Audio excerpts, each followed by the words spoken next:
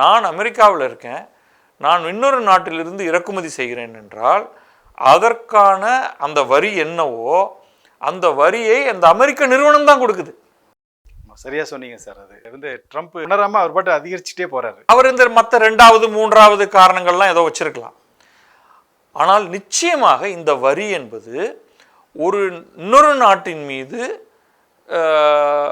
விதிக்கப்படும் ஒரு அபராதம் தான். இந்த அடிஷ்னல் 25% இல்லாமலேயே இனி நாளையிலிருந்து சீனாவிலிருந்து வரக்கூடிய பொருட்கள் மீது 100% வரி விதிக்கிறேன் அப்படின்னு அவர் சொல்றாருன்னா, சீனாவில் இருக்கக்கூடிய ஏற்றுமதி நிறுவனங்கள் எல்லாமே அடி வாங்கும்.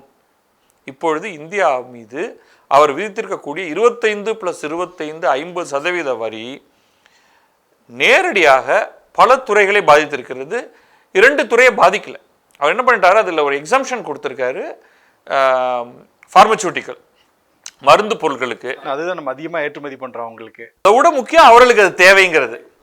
எலக்ட்ரானிக் பொருட்களுக்கு இந்த 2ஐ தவிர்த்து இப்போ ஜவுளி பொருட்களாக இருக்கலாம், அல்லது தோல் பொருட்களாக இருக்கலாம், உணவுப் பொருட்களாக இருக்கலாம். இப்போ இறால் ஏற்றுமதி எல்லாம் இந்தியாவிலிருந்து ஒரு பெருமளவுக்கு போகிறது.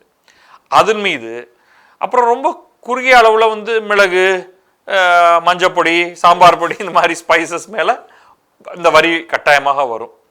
ஸோ இது எல்லாத்தையும் நம்ம அதே மாதிரி நம்ம பாஸ்மதி அரிசி இங்கேருந்து அனுப்புகிறோம் அப்படின்னா அதன் மீது வரி வரும்.